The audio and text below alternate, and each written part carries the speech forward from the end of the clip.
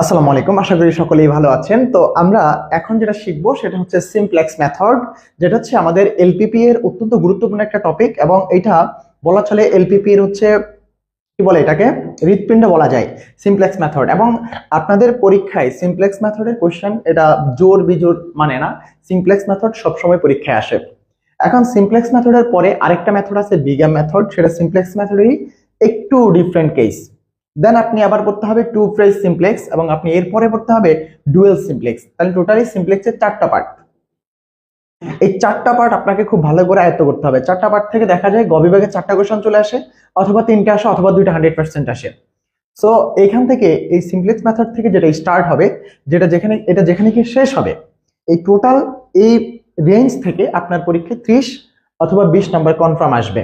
So আপনি যেটা করবেন, আমি আপনাকে সিমপ্লেক্স মেথডের 100 ম্যাথ করাবো না, ম্যাথ করাবো একটা, এবং ওই একটা ম্যাথই আপনি শিখবেন, যেন ওই একটা ম্যাথ করে বাকি যে কোনো ম্যাথ আসলে আপনি সেই প্রসেসিং এ আগাইতে পারেন।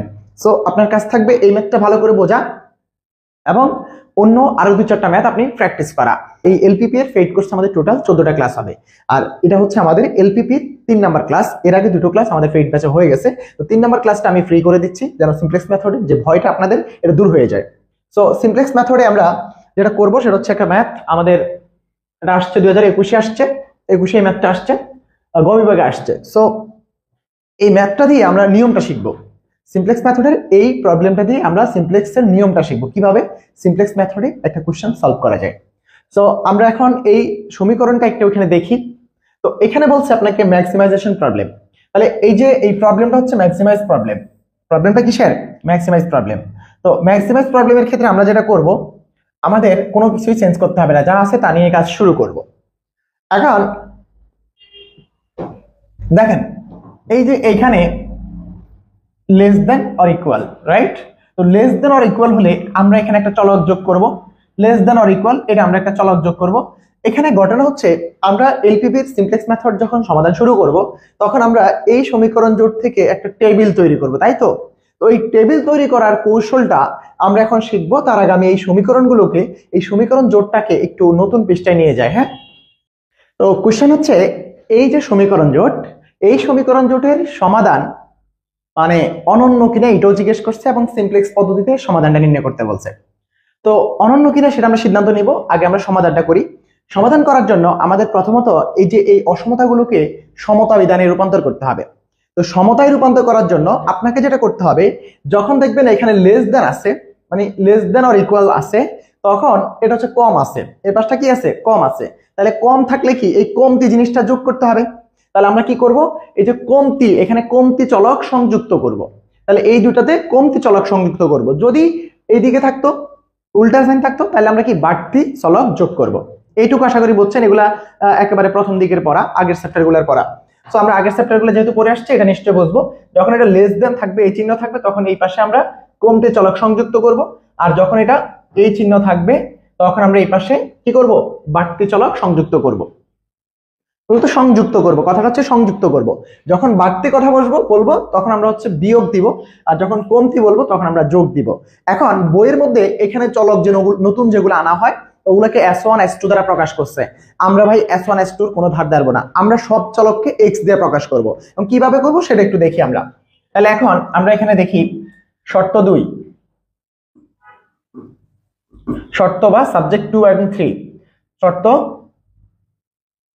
আচ্ছা, এখানে দ্বিতীয় শর্ত, হ্যাঁ দ্বিতীয় শর্ত ও। আচ্ছা, তো এখন এখানে প্রথম ও দ্বিতীয় শর্তে কি করতে হবে? প্রথম ও দ্বিতীয় শর্তে আমরা দুইটা চলক সংযুক্ত করতে হবে। তো চলকগুলো কি? কমতি চলক। কেন? কারণ আমার এই পার্টটা ওই পাশের চেয়ে কম আছে। কম থাকলে কমতি চলক, বেশি থাকলে বাড়তি চলক। মাথাটা একটু খাটাবেন। হ্যাঁ, তো কম কম যেহেতু আছে, তাহলে আমরা এখানে প্রথম ও দ্বিতীয় শর্তে কমতি চলক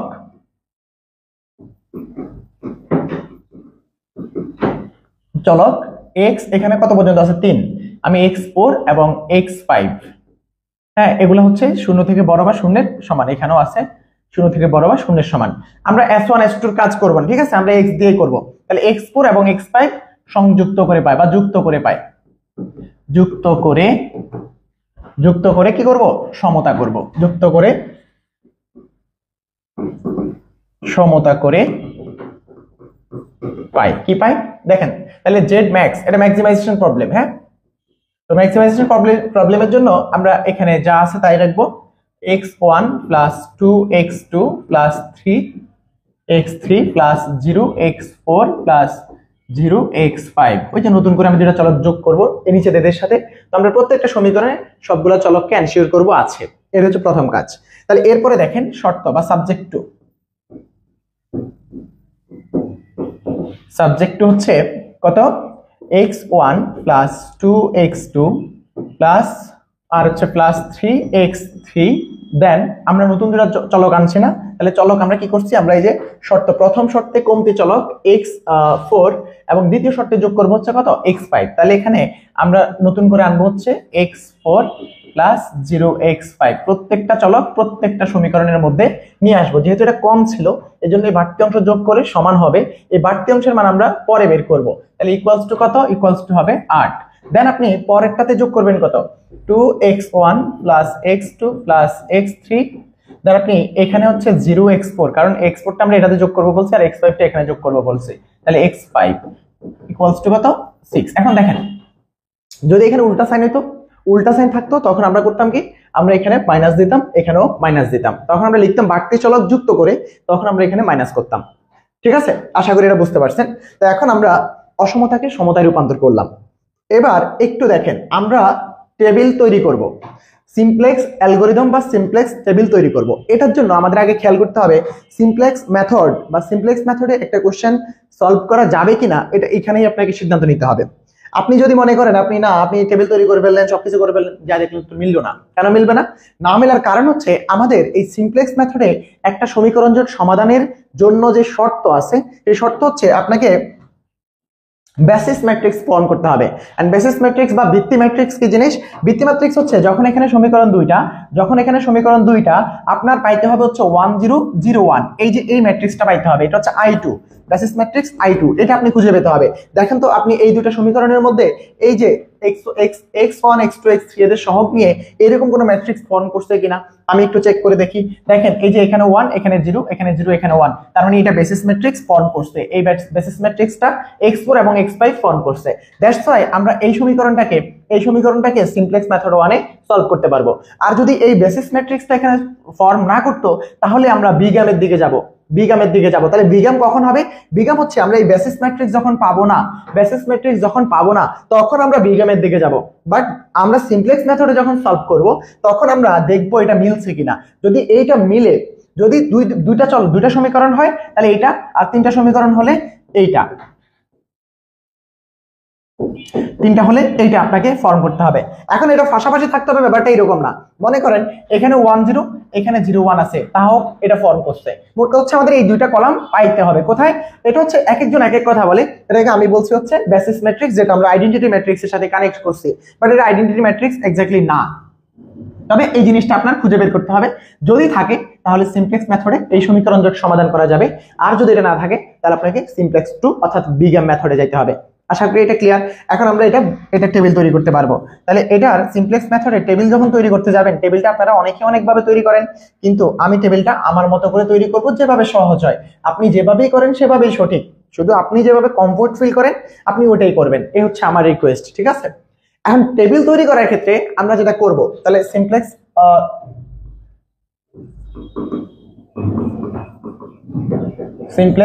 টেবিল তৈরি করি। সিমপ্লেক্স টেবিল তৈরি করি। তাহলে এখন সিমপ্লেক্স টেবিল তৈরি করার জন্য আপনারা কি করবেন, আমি যেভাবে করি সেটা একটু দেখেন। আমরা প্রথমে এইভাবে একটা রেক্ট্যাঙ্গেল আয়তক্ষেত্র অঙ্কন করব। প্রথমে একটা এইভাবে আয়তক্ষেত্র অঙ্কন করব এবং আয়তক্ষেত্রের এই উপর দিয়ে এরকম একটা দাগ টেনে দিব এবং নিচেও একটা দাগ টেনে দিব। ঠিক আছে, এই কাজটা আমরা করে ফেলবো। করার পরে আমরা এই যে এখানে প্রথম 1 2 এই দুইটা ঠিক এভাবে রাখবো। 3 নম্বরটা একটু উপর থেকে টানবো এবং নিচে একবার মিলিয়ে দেব। তারপরে এই যে এখান থেকে এটাকে শেষ পর্যন্ত নিয়ে যাব। ওকে, এখন চলে আসো, এই যে ম্যাট্রিক্সটা আমরা যে টেবিলটা আঁকলাম, এটা অনেক সহজ, আমি যেভাবে শিখছি এটা আসলে এইভাবেই। তো এভাবে অনেক সহজ, বাট তোমাদের কাছে অন্যরকম থাকতে পারে, তোমার কাছে যেটা সহজ মনে হয় তুমি সেটাই করো। বাট ম্যাথমেটিক্যালি পরের টকে বা আমরা প্রত্যেকটা জিনিসে কি করব সেই জিনিসটা বোঝার জন্য তুমি আমার ক্লাস দেখবা। বাট এই টেবিল তুমি যেভাবে কমফোর্ট ফিল করো ওভাবে, আর যদি মনে করো যে এটা সহজ তুমি এটা দিয়ে করতে পারো। তাহলে এখানে আমরা সিবি দেব, এখানে দেব হচ্ছে, এখানে দিব বি, এবং এখানে দিব হচ্ছে এক্স বি। ঠিক আছে, তারপরে আমার এখানে চলক কয়টা, চলক হচ্ছে 5টা, x1 x2 x3 x4 x5। তাহলে আমরা এখানে 6টা ঘর করব। কয়টা ঘর? 6টা ঘর করব। তাহলে হচ্ছে এই হলো,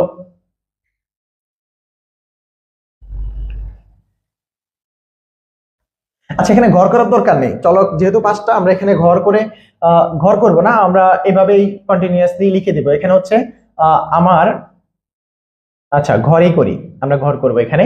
তাহলে এখানে হচ্ছে সি জে, এখানে হচ্ছে ভি, তারপরে 1 ঘর, 2 ঘর, 3 ঘর, 4 ঘর, 6 ঘর। আমার এখানে আরো একটা ঘরের প্রয়োজন আছে, যেটা হচ্ছে আমার ইয়ের জন্য, এটা হচ্ছে মেইন রেশিওর জন্য তথা সর্বনিম্ন অনুপাতের জন্য, রাইট? এই যে এটা হচ্ছে আমাদের সিমপ্লেক্স অ্যালগরিদমের যে চার্ট তৈরি করা, এই চার্ট। তো এই চার্টটা আশা করি আপনারা তৈরি করা জানেন। এখন এখানে কি হবে, এই যে সিজে, সিজে সিজে হচ্ছে আমার এই যে জেড ম্যাক্স এর সহগগুলো, জেড ম্যাক্স এর সহগগুলো হচ্ছে সিজে। তাহলে সিজে কত? প্রথমটাতে আছে 1, তারপরটাতে আছে 2, তারপরটাতে আছে 3, তারপরে আছে 0 এবং 0, 5টা। তাহলে আমি ঘর কয়টা করলাম? ঘর কি আমি 6টা করে ফেলছি? 1 2 3 4 5, 1 2 3 4 5, না ঘর 5টা, বাট আমি এটা একটু বেশি করে ফেলছি, এই ঘরটা আমার লাগবে না। হ্যাঁ, এই ঘরটা আপনারা একটু মুছে দেন, এটা আমার লাগবে না। তাহলে আমি একটা ঘর বেশি করে ফেললাম। হ্যাঁ, ওকে, তাহলে এইটুকু হচ্ছে আমাদের ঘর। Okay fine. তো এখন দেখেন এই সিজের পরিচয় কি আমরা বুঝছি, জেড ম্যাক্স এর এক্স এর সহগগুলো হচ্ছে সিজে, সিরিয়ালি বসায় দিবেন। ওকে, এবার আসেন আমার এখানে এই ভি কে, ভি হচ্ছে সমীকরণের ওই পাশের মানগুলো। তাহলে সমীকরণের ওই পাশের মানগুলোকে এই যে এখানে খেয়াল করেন, এই যে B X equals to B, আমরা ম্যাট্রিক্সে পড়ছিলাম বি এক্স ইকুয়ালস টু কি বি, এরকম করে পড়ছিলাম না? তাহলে যে B X equals to B, তার মানে এই পাশটা হচ্ছে বি এক্স আর এটা হচ্ছে কি বি। তাহলে বি হচ্ছে কত আমার 8 এবং 6 হচ্ছে বি। তো এখন এই vx কারা, vx কারা সেটা আমরা পরে আনবো, আগে আমরা এই ঘরগুলো পূরণ করব। সব সময় আমরা এই ঘরগুলো আগে পূরণ করব। তাহলে b কে b আমরা লিখলাম। এবার v এর পাশে কারা আসবে? এই সমীকরণগুলোর যে সহগ তারা আসবে, অর্থাৎ এখানে হবে alpha 1, alpha 2, alpha 3, alpha 4, alpha 5। এখন দেখো এই যে এই প্রথম সমীকরণে 1 2 3 1 0, তাহলে 1 2 3 1 এবং 0, এটা হচ্ছে প্রথম সমীকরণের সহগগুলো। আর নিচে হবে দ্বিতীয় সমীকরণের সহগ কত? 2 1 1 0 1। আশা করি এটা বুঝছি। এখন দেখো আমাদের বেসিস ম্যাট্রিক্স যেখানে ফর্ম করছে, বেসিস ম্যাট্রিক্স যেখানে ফর্ম করছে সেখানে একটু খুঁজে বের করো। এই যে এটা হচ্ছে আমাদের বেসিস ম্যাট্রিক্স। তো এই বেসিস ম্যাট্রিক্স এর উপরে কারা আছে? উপরে আছে আলফা 4 এবং আলফা 5, এই তারাই হচ্ছে এই ভি। তাহলে আলফা 4 এবং আলফা 5 হচ্ছে আমার কে ভি। এখন দেখো বি এর আনুষঙ্গিক x কত? এটা এই যে আলফা 4 এর আনুষঙ্গিক x হচ্ছে x4 এবং আলফা 5 এর আনুষঙ্গিক x হচ্ছে x5। আশা করি এইটুকু বুঝছেন। এবার দেখেন এই যে সিবি কে, সিবি হচ্ছে এখানে যারা আসবে তাদের মাথার উপরে কে আছে? সিবি হচ্ছে এই বিতে যারা আসবে তাদের মাথার উপরে কে আছে?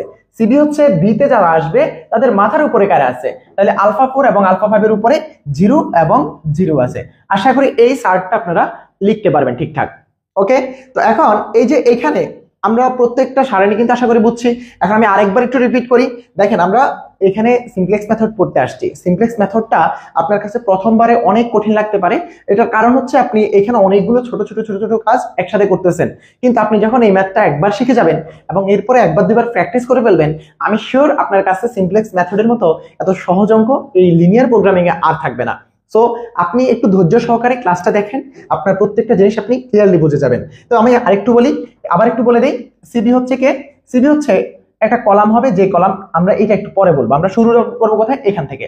তাহলে এই সিজে, সিজে হচ্ছে জেড ম্যাক্স বা জেড মিনিমাম যাই থাকুক, এই যে আমাদের অবজেক্টিভ ফাংশনের চলকের সহগগুলো হচ্ছে সিজে এই সারিতে বসবে।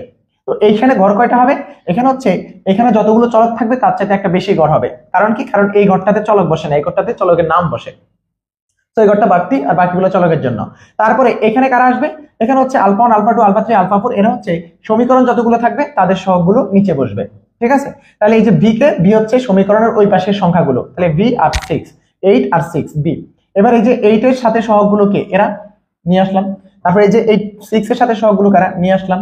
দেন আমার এখানে এই যে বেসিস ম্যাট্রিক্স ফর্ম করছে এই দুজন, এদের মাথার উপর যারা আছে তারা হচ্ছে বি, এটা হচ্ছে কলাম বিতে যাবে, তাহলে বি কলামে আসছে আলফা 4 আলফা 5, এবং তাদের মাথার উপরে যারা থাকবে তারা হচ্ছে সিবি তাই এসে বসছে আলফা 4 আলফা 5 এর মাথার উপরে জিরো দুইটা, এবং এদের আনুষঙ্গিক চলক যেটা সেটা হচ্ছে এক্স তে x4 x5 আসছে এদের কারণে। আশা করি এই চার্টটা আপনারা ক্লিয়ারলি বুঝে গেছেন। তো এখন আসেন আমাদের এখানে আমরা সমাধানের জন্য আমরা আরেকটু পরে সমাধানের কথা বলবো, কিন্তু তার আগে আমাদের কিছু জিনিস আরো বের করতে হবে। এই যে এখানে যে গড়টা আছে এই গড়টার নাম হচ্ছে Z J minus C J. তো সি জে আমার কাছে আছে, জেড জে মানে কি? এই যে এটা হচ্ছে Z1, এটা কি? এটা হচ্ছে আমার Z1, এটা হচ্ছে আমার জেড সরি এখানে একটু বলি, এই যে এই ঘরে আমার হচ্ছে এই ঘরে Z1 কত, এই জেড জে কত। তো জেড জে বের করার নিয়ম হচ্ছে, জেড জে সূত্র হচ্ছে এটা, জেড জে সূত্রটা একটু দেখেন, জেড জে ইকুয়ালস টু হচ্ছে C B into alpha J, অর্থাৎ আমি সিবি কলামটা গুণ করব কার সাথে? Alpha J. অর্থাৎ আমি যদি এই ঘরের জন্য নেই, এই ঘরের জন্য জেড জে বাইর করি, তাহলে এই যে এটা হচ্ছে 1 2 হচ্ছে আলফা জে, তাহলে আলফা জের সাথে এই সিবির গুণ হবে, আলফা জের সাথে সিবির গুণ হয়ে এখানে বসবে হচ্ছে Z1।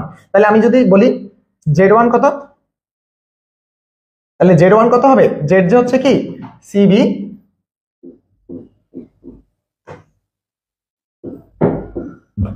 আলফা জে, এটা হচ্ছে জেড জে। তাহলে আমরা Z1টা বের করি। আমি এখন একটু বিস্তারিত করতেছি কারণ আপনারা এটা শিখতে আসছেন, পরের বার আপনারা এগুলা ধরে ধরে করে ফেলবেন। তাহলে এখানে দেখেন Z1 ইকুয়ালস টু কত? সিবি আলফা 1 ইকুয়ালস টু আমরা কি লিখবো? আলফা 1 এ কারা আছে? 1 আর 2 আছে, তাহলে 1 আর 0 গুণ হলে 0 এবং 0 আর 2 গুণ হলে 0। আশা করি এটা বুঝছেন, এটা হচ্ছে Z1টা আমার 0 আসছে। একইভাবে Z2 বের করেন, Z2 দেখেন এখানে দুটো 0 আছে, এই দুটোর সাথে গুণ করে যোগ করে দেন তাহলে 0 আসবে। তারপরে এখানে 0 আছে, এই দুটোর সাথে যোগ করে দেন, যোগ করে গুণ করে দেন, গুণ করে যোগ করে দেন, Z3ও 0 আসবে। এখানে দুটোই 0, এখানে আপনি যাই আনেন গুণ করে যোগ করলে 0 আসবে, তাহলে Z4টাও 0। আশা করি আপনারা বুঝছেন Z5ও 0 হবে। তো আমি আবার একটু বলি খেয়াল করেন, জেড জে হচ্ছে কে? জেড জে হচ্ছে সিবি কলাম এবং আলফা কলাম গুণ করে আলফা যদি 1 হয় তাহলে হচ্ছে Z1, আলফা কলাম যদি 2 নাম্বারটা নেন তাহলে পাবেন হচ্ছে Z2, আলফা যদি 3 নাম্বার কলামটা নেন তাহলে হচ্ছে Z3। আশা করি এই ব্যাপারটা ক্লিয়ার হয়ে গেছেন। তো আমরা এই যে Z1 Z2 Z3 Z4 বেরিয়ে গেছে, এখন এই ঘরটাতে কে বসবে?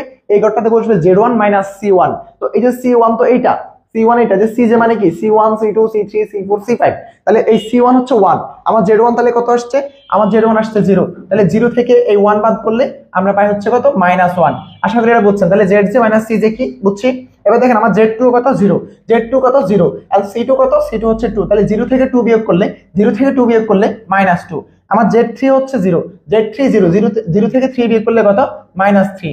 আমার হচ্ছে Z4টা কত? Z4টাও 0, এখানে আছে কত? 0, তাহলে হবে 0। আপনি মাথায় রাখেন এই যে বেসিস ম্যাট্রিক্সের নিচে সবসময় 0 আসবে। হিসাব করে দেখেন Z5 0, এটাও 0, বিয়োগ করলে 0, তাহলে ZJ মাইনাস CJ আমরা বুঝে গেছি। এখন আমার কি সলিউশন কি এখানেই আসবে? এটা কি সমাধান? না, এখানে এসে আপনাকে একটু অপটিমাল কন্ডিশন চেক করতে হবে। আর অপটিমাল কন্ডিশন কি বা অপটিমাল কন্ডিশন স্যাটিসফাইড কিনা আমরা একটু দেখব। অপটিমাল কন্ডিশন স্যাটিসফাইড কিনা সেটা দেখার জন্য আমাদের জানতে হবে যে যদি ম্যাক্সিমাইজেশন প্রবলেম হয় তাহলে এখানে একটু একটা নোট লেখেন। এই যে এটা হচ্ছে, এগুলো হচ্ছে ইম্পর্টেন্ট, এই যে এই জিনিসগুলো আপনারা খুব ভালো করে মনে রাখতে হবে ভাই, এগুলো ভালো করে মনে রাখতে হবে। আপনি মনে রাখেন ফর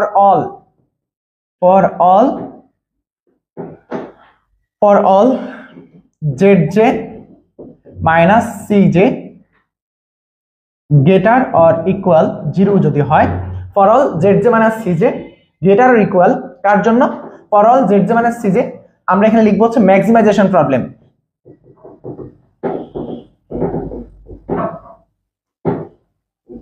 ম্যাক্সিমাইজ যদি থাকে, আমার প্রবলেমটা যদি হচ্ছে সর্বোচ্চকরণ হয়, ম্যাক্সিমাইজের জন্য আমরা হচ্ছে ZJ মাইনাস CJ সবগুলোকে কি করতে হবে? 0 থেকে বড় বা 0 সমান নিয়ে আসতে হবে, 0 থেকে বড় বা 0 সমান নিয়ে আসতে হবে। এখন আমাদের দেখেন এই ZJ মাইনাস CJ গুলো এই চার্টের মধ্যে, আর এখানে যদি মিনিমাইজ হতো তাহলে এটা হচ্ছে লেস অর ইকুয়াল না, শুধু লেস দেন হলে মিনিমাইজ প্রবলেম। তাহলে মিনিমাইজ প্রবলেমের ক্ষেত্রে আমরা চেক করব সবগুলো যেন 0 অপেক্ষা ছোট হয়, আর ম্যাক্সিমাইজ প্রবলেমের ক্ষেত্রে আমরা চেক করব কি সবচেয়ে সবগুলো কি জিরো অপেক্ষা যেন বড় হয়। এখন আমার এখানে কিন্তু দেখেন জিরো অপেক্ষা ছোট অনেকগুলো আছে, জিরো দুইটা আছে কিন্তু জিরো অপেক্ষা ছোট অনেকগুলো আছে। সো জিরো অপেক্ষা বড় হওয়া লাগবে, তার মানে আমাদের এটা অপটিমাল কন্ডিশন স্যাটিসফাইড না, অপটিমাল কন্ডিশন স্যাটিসফাই করে নাই। তাহলে আমরা কি করব, আমরা আরেকটা সার্ট তৈরি করব। আমরা আরেকটা সার্ট তৈরি করব, সেটা আলাদাভাবে করতে পারো, সেটা একসাথেও করতে পারো। তো আমরা যেহেতু এটা একসাথে করব, তাহলে একসাথেটাই আমরা শিখি। আলাদা আলাদা চাইলে করতে পারো, আলাদা আলাদা চাইলে এই চার্টটা আবার তৈরি করে দেন আবার এই মানগুলো বসিয়ে তারপরে আসতে পারো, কিন্তু আমি একসাথে করে দেবো। কিভাবে একসাথে করতে হয় একটু ভালো করে খেয়াল করো। তোমার তখনকার কাজ থাকবে, একসাথে যদি করতে চাও তাহলে তোমার কাজ থাকবে শুধুমাত্র এই তিনটা সারিকে আবার নতুন করে রিড্র করা। তাহলে এই তিনটা সারির জন্য আমি আবার দাগ টানলাম, দাগ টেনে আমি আবার এটা বর্ধিত করলাম। তাহলে আশা করি এটা তোমরা বুঝতেছো। এই তিনটার জন্য, এই তিনটা উপরের গুলো তো আমার উপরে আছে, আমি ওগুলা থেকেই কাউন্ট করবো, নিচে আর ওগুলাকে চিন্তা করবো না। তাহলে আমাদের শুধু পরে আবার কাউন্ট করবো হচ্ছে এই অংশটা নতুন করে এখানে আনবো, যেহেতু এটা এখানে অপটিমাল কন্ডিশন স্যাটিসফাইড করে নাই। এখন আসো, এখানে আমরা অপটিমাল কন্ডিশন স্যাটিসফাইড না করার পরে আমরা যেটা করব, এখানে কাকে ধরে কাজ করব। এখানে আমাদের একটা কি এলিমেন্ট লাগবে, নতুন একটা ঘরে আমি ঢুকবো, তাহলে নতুন ঘরে ঢুকতে গেলে আমার একটা ছাবির প্রয়োজন। এই ছাবিটা আমার কে দিবে? ছাবি হচ্ছে এই জেড জে মাইনাস সি এর মধ্যে সবচেয়ে কম, সবচাইতে কম যেটা সেটা। তাহলে জেড জে মাইনাস সি এর মধ্যে সবচেয়ে কম কে? এই যে -3। তাহলে -3 এর ভিতরে আমরা এরকম একটা চিহ্ন দিব, যেটা দ্বারা বোঝা হচ্ছে সে প্রবেশ করবে। কোথায় প্রবেশ করবে? সে এখানে α4 α5 এর মধ্যে যে কোনো একটাতে এসে বসবে। এখন কোনটাতে এসে বসবে এটা ডিপেন্ড করে, আমরা পরের লাইনে আরেকটু কথা বলি তাহলে বুঝে যাবো। তাহলে আমরা বুঝছি α3 প্রবেশ করবে, α3 প্রবেশ করবে, এদের যে কোনো একজন বের হয়ে যাবে।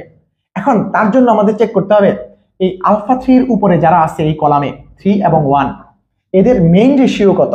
মেইন রেশিও কিভাবে বের করে?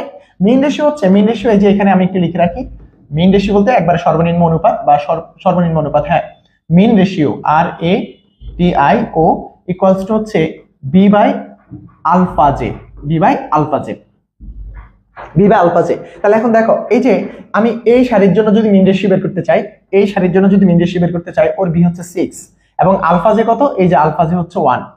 তাহলে এই 1 দ্বারা এই 6 কে ভাগ করলে কত হবে? 1 দ্বারা 6 কে ভাগ করলে এর মিন রেশিও হচ্ছে 6। এখন দেখো এখানে আছে 3, এর জন্য মিন রেশিও বের করতে গেলে কি করতে হবে? 8 কে ভাগ করতে হবে 3 দ্বারা, তাহলে হচ্ছে আমাদের 8/3। এখন দেখো এই মিন রেশিও গুলোর মধ্যে সর্বনিম্ন কে? মিন রেশিও গুলোর মধ্যে সর্বনিম্ন হচ্ছে 8/3। এই দুজনের মধ্যে 6 বড়, এটা ছোট। তো যেই ছোট সেই সারি বরাবর, যেই ছোট সেই সারি বরাবর তোমরা বোঝার স্বার্থে এরকম করে একটা দাগ টেনে নিবা পেন্সিল দিয়ে, পরে আবার মুছে দিও।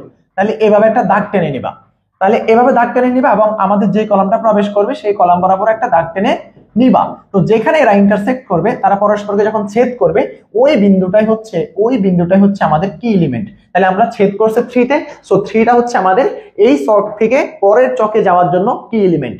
এখন কি এলিমেন্টকে দিয়ে আমরা বুঝতে পারবো যে আসলে আমাদের α4 এবং α5 এর মধ্যে কাকে আমরা বের করব।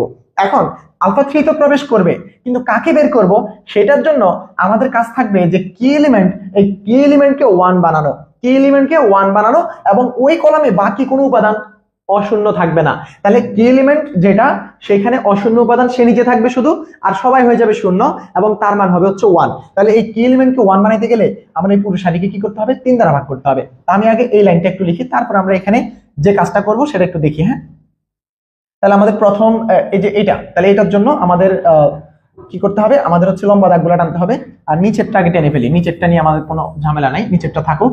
আর এখানে হচ্ছে একটু লাইনগুলো সমানে সমানে টানার চেষ্টা করবা, তাহলে হচ্ছে তোমাদের জন্য সুবিধা হবে। আর এই যে এখান থেকে তো পুরোটা টানবা, তাই তো? ওকে, সমানে সমানে টানলে তোমাদের জন্য সুবিধা হবে, মাথায় রেখো। তাহলে তুমি একসাথে চার্টটা আঁকতে পারবা।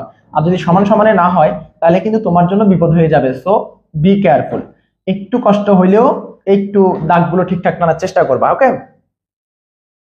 তো এখন চলে আসি আমরা এই যে এখানে তো আমাদের সিবি আসবে। তো সিবি কে আসবে সেটা আমরা পরে, যে আমাদের ঘর হচ্ছে প্রথম কাজ কি? প্রথম কাজ হচ্ছে আলফাগুলো নিয়ে কাজ করা। প্রথম কাজ কি? আলফাগুলো নিয়ে কাজ করা। তাহলে এখন আমরা প্রথমে কি এলিমেন্ট নিয়ে কথা বলছিলাম। তো কি এলিমেন্টকে কত করব বলছে? 1। তাহলে কি এলিমেন্টটা যেখানে আছে সেখানে আমি 1 বসায় দিই, পরের চকে বসালাম 1। এন্ড কি এলিমেন্টকে 1 করার জন্য আমি কি করছি? 3 দিয়ে ভাগ করছি। তাহলে এই সারি সবাইকে 3 দ্বারা ভাগ করে দিবা। তাহলে এই যে 1 কে যদি 3 দ্বারা ভাগ করি তাহলে 1/3। এখানে 0 কে 3 দ্বারা ভাগ করলে 0, 2 কে 3 দ্বারা ভাগ করলে 2/3, 1 কে 3 দ্বারা ভাগ করলে 1/3, 8 কে 3 দ্বারা ভাগ করলে 8/3। তারপরে দেখো এখানে আছে কত? 1। আমার তো 1 রাখা যাবে না, 1 কে এই কি এলিমেন্ট যে সারিতে আছে সেই সারির সাপেক্ষে শূন্য বানাইতে হবে। 1 কে মানে যেটা কি এলিমেন্টের সারি ওই সারি ব্যতীত ওইখানের ওই কি এলিমেন্টের কলামের মধ্যে অন্য কোনো উপাদান অশূন্য থাকবে না, সেটা শূন্য বানাইতে হবে। তাহলে এই 1 কে শূন্য বানাবো, তাহলে 1 কে শূন্য বানাইতে হলে কি করতে হবে, আমার 1 কে শূন্য বানাইতে হবে কি এলিমেন্টের সারির সাপেক্ষে। তাহলে আমি 1 থেকে 3 বিয়োগ করলাম, কারণ যার সাপেক্ষে তারে বিয়োগ। দেখো আমি 3 এর সাপেক্ষে, যে 3 এর সাপেক্ষে 1 কে 0 বানাবো, নট 1 এর সাপেক্ষে 3 কে। কি এলিমেন্টের সাপেক্ষে ওই কলামের অন্য উপাদানগুলোকে 0 বানাইতে হবে। কি এলিমেন্টের সাপেক্ষে, আবার বলছি, কি এলিমেন্টের সাপেক্ষে ওই কলামের অন্য উপাদানগুলোকে 0 বানাইতে হবে। তাহলে যার সাপেক্ষে তারে বিয়োগ, এই কথাটা মাথায় রাখবা। তাহলে আমার এই যে 3 এর সাপেক্ষে কি এলিমেন্ট হচ্ছে 3, তার সাপেক্ষে 1 কে 0 বানাবো, এই জন্য 1 থেকে 3 কে বিয়োগ করছি, কিন্তু 0 কি হবে, 0 হয় না। তাহলে কি করতে হবে, 1/3 দিয়ে আবার গুণ করতে হবে। তাহলে আমাদের প্রসেসিংটা কি হলো, আমি যদি এইটার নাম দেই, আমি যদি এই সারিটার নাম দেই R1, এই সারির নাম যদি R1 দেই, এই সারির নাম যদি R2 দিই, এগুলো তোমরা দিবা না, তোমরা জাস্ট এগুলা ওই কি বলে পেন্সিল দিয়ে বা অন্যভাবে এটা উপরে মুছে দিও তোমার বোঝার স্বার্থে। তাহলে আমরা এই নিচের সারির এটাকে 0 বানানোর জন্য কি করলাম, 0 বানানোর জন্য করলাম হচ্ছে R2 মাইনাস 1/3 R1। আশা করি এটা বুঝছো। তাহলে এই R2 মাইনাস 1/3 R1 আমাদের করতে হবে প্রত্যেকটা এলিমেন্টের জন্য। দ্বিতীয় সারির এখন নতুন করে চেঞ্জ হবে, এই যে দ্বিতীয় সারিটা R2 প্রাইম, এটা এখানকার R2 প্রাইম, এই যে এইটা হবে এই শর্ত এইটা দিয়ে। তাহলে এটার মান কি, এটার মান আমরা একটু বের করি। তাহলে এটা তো শূন্য হয়ে যাবে, কারণ এটা শূন্য বানানোর জন্যই তো আমাদের অপারেশনটা। তাহলে এটা শূন্য বানায় ফেলছি, এই অপারেশনটা করে। এখন এই অপারেশন করে আমরা কি করছিলাম, R2 থেকে 1/3 R1 বিয়োগ করছি। তাহলে এটা হলো R2 থেকে 1/3 R1, তাহলে এটা 0 থেকে 1/3 R1। তাহলে আমার আছে এক পাশ R2 তে আছে 0, এখানে R2 তে আছে 0, আর এটা হচ্ছে 1/3 ইনটু R1, তাহলে মাইনাস 1/3 ইনটু R1 আছে 1, তাহলে 1/3। তাহলে 0 মাইনাস 1/3 মানে কি, মাইনাস 1/3। তাহলে এখানে হবে মাইনাস 1/3। আশা করি বুঝছো। তারপরে এখানে দেখো R2 হচ্ছে 1 আর এটা হচ্ছে 0, তাহলে 0 এর সাথে 1/3 গুণ করে বিয়োগ করলে আসলে 1ই থাকবে। আশা করি এটা বুঝছো। তারপরে এখানে চলে আসো, আমাদের হচ্ছে কি করতে হবে, এটা মাইনাস 1/3 R1। তাহলে এই যে 1 মাইনাস 1/3 ইন্টু 2, এই যে এখানে যেহেতু 2 আছে, তাহলে আমরা কি করতে পারি, 3 একে 3, 3 থেকে 2 গেলে 1, 1/3। আশা করি বুঝছো। তো আমাদের এখানে হবে 1/3। তারপরে এখানে আসো, R2 হচ্ছে 2 মাইনাস 1/3 R1, তো 2 থেকে 1/3 ইন্টু 1, তার মানে 1/3, তাহলে হচ্ছে 3 দুগুণে 6, 6 থেকে 1 গেলে 5/2, তাহলে আমাদের এখানে হবে 5/2। তারপরে দেখো এখানে কি করছি, এখানে আমরা এই যে 6 বিয়োগ R2 বিয়োগ 1/3 ইন্টু R1, R1 এ কত আছে 8, তাহলে এখানে হচ্ছে এটা, তাহলে 318, 18 থেকে 8 গেলে কত 10, 10/3, তাহলে হচ্ছে 10/3। আশা করি এটা বুঝছো। তাহলে আমাদের এখানে হবে কত, এখানে হবে 10/3। এখন দেখো আমি একটা কাজ করি নাই, কি কাজ করি নাই, আমি বি এর কলাম যেটা, বি এর এই কলামটাতে, এই যে বি এর এই কলামটাতে আমি এখানে জেড জে মাইনাস সি এর মান বসাই নাই। তুমিও বসাবা না প্রথম দিকে, পরের দিকে তুমি হিসাব করে বসাও। কেন বসাবে না, কারণ Z J minus C J বলতে আমরা আসলে এইগুলাকে বুঝবো, বি এর কলামটাকে না।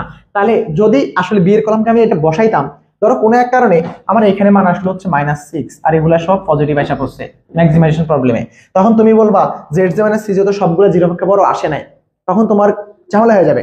তখন স্টুডেন্টরা এখানে আসলে ভুল করে ফেলে, যে এটাকে তারা Z J minus C J ধরে বসে থাকে। এই কারণে আমি বলছি শেখার ক্ষেত্রে তুমি বি এর কলামটাকে Z J minus C J কলামে রাখবা না, কারণ এটার মান দিয়ে আসলে আমরা ম্যাক্সিমাইজেশন বা মিনিমাইজেশন প্রবলেম সলভ করি না। এটা জেড জে মাইনাস সি জের কাতারে পড়েই না, এটা যেটা আসবে সেটা হচ্ছে আমাদের সমাধান, সেটা আমাদের জানার দরকার নেই, সেটা Z J minus C J না। এটা ব্যতীত বাকি ঘরগুলোতে কি আসতে হবে, ম্যাক্সিমাইজেশন প্রবলেমে 0 অপেক্ষা বড় হইতে হবে অথবা 0 আসতে হবে। এর চেয়ে ছোট আসলে আমরা হচ্ছে পরের টেবিলে যাব। এই হচ্ছে ঘটনা। তাহলে এখন দেখো এবার এখানে চলে আসো, আমরা যখন এই যে কি এলিমেন্টের কলামটাকে সাজালাম, এই যে 1 0 করলাম, সেটা আগের টেবিলের কার মতো হয়েছে দেখো। সেটা এই যে এইটাকে যখন আমি 1 বানাইছি এবং এটাকে 0 বানাইছি, তখন কি হলো 1 আর 0 এটা এই টেবিলের কার মতো হয়েছে, এই যে এটার মতো হয়েছে। তো যার মতো হবে তাকে আমরা এই বেসিস ম্যাট্রিক্স থেকে বের করে দিব। তার মানে এই যে এই বেসিস ম্যাট্রিক্সের যে কলামটা বা ভিত্তি কলাম, এই ভিত্তি কলাম থেকে বের হবে কে, এই যে এখানে কি এলিমেন্টের কলামটা নতুন করে সাজালে যার মতো হবে, আগের ছকের বা আগের সারণীর যার মতো হবে, তাকে আমরা বের করে দিয়ে এই কি এলিমেন্টের উপরে যে থাকবে তাকেই প্রবেশ করাবো। তাহলে আমাদের বের হয়ে যাবে কে 4, আমাদের আলফা 4 বেরিয়ে যাবে। সেটাকে তুমি এইভাবে একটা চিহ্ন দিবা, সে বের হবে, এ প্রবেশ করবে কোথায়, বেসিস ম্যাট্রিক্সে। তাহলে বেসিস ম্যাট্রিক্সে আমার আলফা 3 আসবে কার জায়গায়, আলফা 4 এর জায়গায়। তাহলে এখানে তুমি আলফা 3 দিয়ে দাও, এবং আলফা 3 এর অনুষঙ্গিক x হচ্ছে আলফা x3, রাইট। আর এখানে আলফা 5 আছে থাকলো, আমাদের x5 ও থাকলো। এখন আলফা 3 এর মাথার উপরে কি আছে, আলফা 3 এর মাথার উপরে আছে 3, তাহলে এখানে আসবে 3, এবং আলফা 5 এর মাথার উপরে আগেও 0, এখনো 0, তা কোনো চেঞ্জ হয় নাই। তাহলে আশা করি আমরা উপরের চক থেকে নিচের চকে আসাটা খুব ভালো করে বুঝছি। যদি বুঝতে অসুবিধা হয় আমার সাথে অবশ্যই ভাই কথা বলবা, তুমি তোমার সাথে ইন্টারঅ্যাক্ট করতে পারলে আমি তোমার সমস্যা বুঝতে পারবো, তাহলে আমি তোমাকে ক্লিয়ার করতে পারবো তোমার আসলে কি করা উচিত, রাইট? সো তোমার কাজ হচ্ছে তুমি না বুঝতে পারলে আমার সাথে কথা বলা। আচ্ছা, তো এখন এই ঘরগুলো আমি আপাতত লিখতেছি না, পরবর্তীতে আমরা যখন প্র্যাকটিস করবো তখন আমরা এগুলো লিখবো, এখন আপাতত লেখার দরকার নেই। পরীক্ষার হলে না লিখলেও সমস্যা নাই, তুমি উত্তর বের করতে পারবা এগুলো ছাড়াও। এখন আসো আমাদের Z J minus C J আবার আগের মতো করে বের করবো। তাহলে এবার আসো এখানে হচ্ছে কি Z J minus C J, আমি আর ওইখানে আগের মতো করে ব্যাখ্যা দিব না, আমি জাস্ট সরাসরি লিখে দিচ্ছি। তাও লিখতে একটু অসুবিধা হইলে আমি একটু হেল্প নিব, নিচের জায়গাগুলোতে আবার লিখবো। তো আমি একটু দেখি, এখানে প্রথমে এই যে 1 নাম্বার কলাম, রাইট? এটার সাথে এটা গুণ করলে কত হয় 3 ইন্টু 1/3 প্লাস এটার সাথে এটা গুণ করলে কত হয় 0 মাইনাস C1 কত 1, আশা করি এটা বুঝছো। তাহলে এই যে এই 3 আর 3 কাটা হয় 1 থাকে, 1 মাইনাস 1 কত হয় 0 হয়, তাহলে এখানে বসবে 0। Z J minus C J, যেটা হচ্ছে C1, এটা কি C1 আর এটা হচ্ছে কি Z1, আশা করি এটা বুঝছো। Z1 হচ্ছে এইটা আর এটার গুণ করছি 1 নাম্বার আলফা 1 এর কলামটা আর এই যে CB এর কলামটা গুণ করলে আমরা হচ্ছে কি পাবো Z1 পাবো। তাহলে Z1 হলো, এটা বসালাম 1 পেলাম, তাহলে এটার কাজ শেষ। এরপর আমরা হচ্ছে Z2 কত 2 নাম্বার কলাম হচ্ছে এইটা, তাহলে এটার সাথে গুণ করো 3 ইন্টু 2/3 প্লাস 0 ইন্টু 1/3, তাহলে এটা 0 মাইনাস হচ্ছে C2 হচ্ছে 2, তাহলে দেখো এই 3 কাটা 2 মাইনাস 2, তাহলে হচ্ছে কত 0। আশা করি এটাও বুঝছো। এবার আসো আমরা হচ্ছে Z3 নিয়ে কাজ করি। 3 নাম্বার কলাম, এই যে 3 নাম্বার কলাম এটা, এই 3 নাম্বার কলামে আছে কত 3 ইন্টু 1 মাইনাস 0 ইন্টু 0, এটা প্লাস অবশ্যই, তাহলে 0 ইন্টু 0 মাইনাস হচ্ছে C3, তাহলে C3 কত C3 হচ্ছে আমার 3, দেখো 3, তাহলে 3 মাইনাস 3 দ্যাট মিন্স 0, এখানেও 0 আসলো।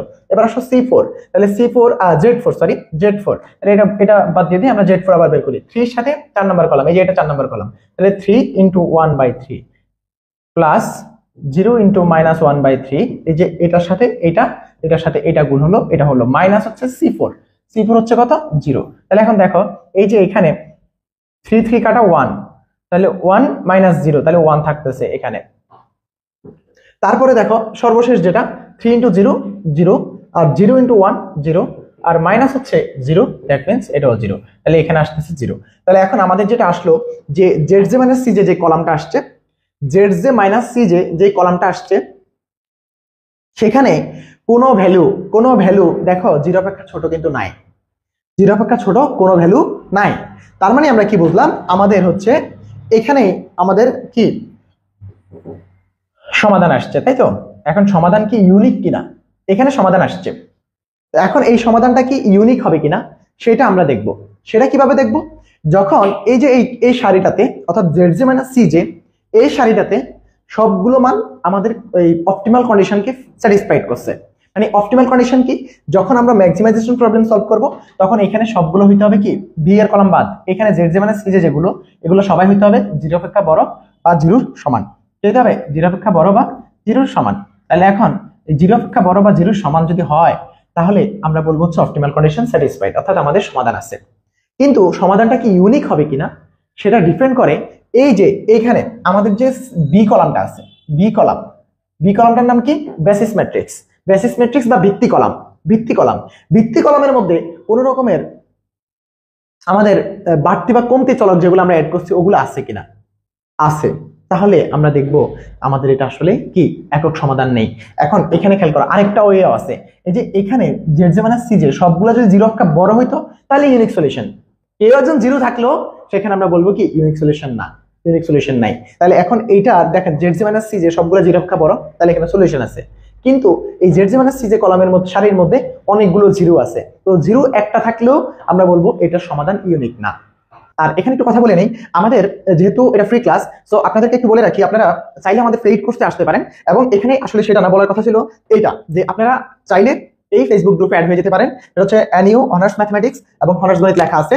দেন এটার লিংক আমি এই ভিডিওর কমেন্ট ডেসক্রিপশনে দিয়ে দেবো, এবং আমাদের পেইড কোর্স সম্পর্কে বিস্তারিত যদি জানতে চান তাহলে এই ভিডিওর ডেসক্রিপশনে দেওয়া হোয়াটসঅ্যাপ নাম্বারে যোগাযোগ করতে পারেন, অথবা আমাদের যে এখানে যে হোয়াটসঅ্যাপ নাম্বার আছে এই নাম্বারে আপনি চাইলে যোগাযোগ করতে পারেন। সো আমি মার্কেটিং পর্ব শেষ করলাম, এখানে মার্কেটিং জাস্ট হচ্ছে কি আপনার কাছে জানানো, আপনি অনার্সে পড়েন, আপনি হয়তো দেখতেছেন যে অনলাইনে আপনি বিভিন্ন জনের ক্লাস দেখতেছেন, আমি আপনার কাছে বলবো যে আপনি বিভিন্ন ধরনের ক্লাস দেখেন, তাতে আমার কোনো বলার বা বাধা দেওয়ার কোনো কারণ নেই। আমি জাস্ট এটা বলবো আপনি আমার ক্লাসটা একবার দেখেন, শুধু জাস্ট দেখবেন, এটা হচ্ছে আপনার কাছে অনুরোধ যে আপনি ক্লাসটা দেখবেন। আমি ক্লাস বানাইতে আসছি নতুন, আমি ইউটিউবে নতুন, মানে আপনাদের জন্য অনলাইনে অনার্সের কোর্স বানাচ্ছি নতুন।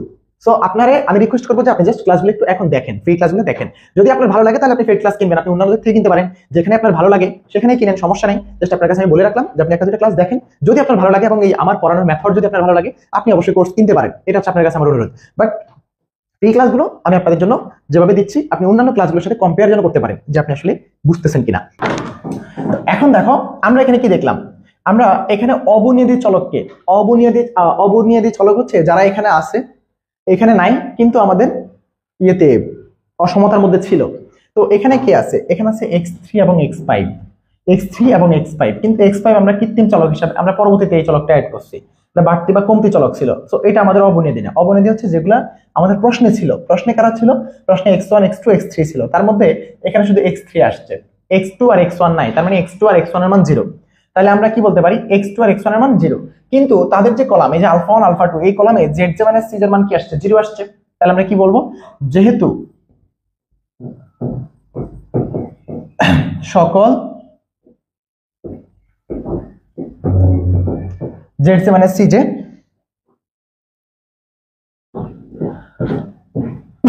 greater or equal 0, তাই সমস্যাটির চূড়ান্ত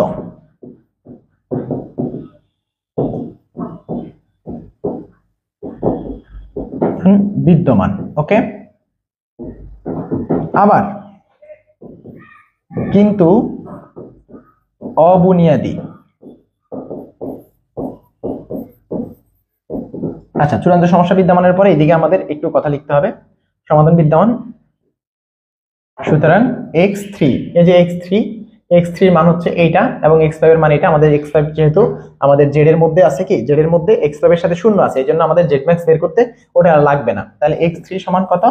x3 সমান হচ্ছে 8/3 এবং তুমি লিখতে পারো x5 = 10/3। এখন z max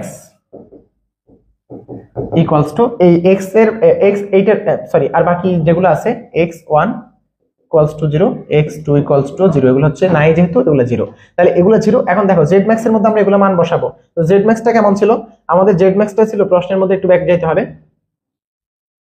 দেখো প্রশ্নের মধ্যে ছিল হচ্ছে z max হচ্ছে x1 + 2x2 + 3x3, তাহলে 3x3 আর বাকিগুলো তো শূন্য হয়ে যাবে, আমাদের দরকার নাই। x3 এর মান যেহেতু আছে 3x3, তাহলে আমাদের z max ছিল হচ্ছে x1 + 2x2 + 3x3। তো x1 এর সাথে তো 0, তো 0 এগুলো বসলে তো 0 হয়ে যাবে। তাহলে আমার থাকবে কত? 3 × x3, x3 এর মান কত? 8/3, অর্থাৎ 3 3 কাটা, z max হচ্ছে 8। তাহলে আমাদের ম্যাক্সিমাম ভ্যালু হচ্ছে 8 আসছে। কিন্তু এখানে কিন্তু এই সমস্যাটা কি এই সমাধানটা কি ইউনিক নাকি ইউনিক না? কিন্তু অবুনিয়াদী চলক x1 এবং x2 এর zj - cj = 0 হওয়ায় সমাধানটি অনন্য নয়। আশা করি আমরা সিমপ্লেক্স অ্যালগরিদমের এই ম্যাথটা খুব ভালো করে বুঝছি এবং পরবর্তীতে আমরা সিমপ্লেক্স অ্যালগরিদমের আরো একটা ম্যাথ করব, তারপরে আমরা বিগ্যাম মেথড করব। তো সিমপ্লেক্স অ্যালগরিদমের এখানে আমার সার্ট একটা হইতে পারে, দুইটা হইতে পারে, তিনটা হইতে পারে। আমি আবার একটু দেখাচ্ছি আপনাদেরকে। এই সার্টটা যারা আঁকতে পারেন তাদের কাছে সামনের যে কটা আছে, simplex, big M, dual simplex, two phase simplex, প্রত্যেকটা জিনিস একেবারে সহজ হয়ে যাবে। সো আপনাদের আজকের হোমওয়ার্ক হচ্ছে, যারা পেইড ব্যাচের স্টুডেন্ট তাদের হোমওয়ার্ক হচ্ছে এই চার্টটা আপনারা কে কত এক্সপার্ট এই চার্ট সম্পর্কে আমাকে আপনাদের যে এই কাজটা অবশ্যই আমাকে করবেন। আপনারা ওই ক্লাসের শেষে ওই ক্লাসের মধ্যে আপনাদের গুগল ড্রাইভে আপনারা এটা হচ্ছে আপলোড করে দিবেন আপনাদের নিজেদের খাতা, অথবা আমাকে হোয়াটসঅ্যাপে আপনাদের ছবি পাঠাতে পারেন যে কে কত দ্রুত করতে পারেন। আর কোনো প্রবলেম যদি থাকে পেইড ব্যাচের স্টুডেন্টরা আমার হোয়াটসঅ্যাপে যোগাযোগ করে আমাকে প্রবলেমটা অবশ্যই অবহিত করবেন। তো ভালো থাকবেন, আসসালামু আলাইকুম। পরের পর্বে আবার দেখা হচ্ছে।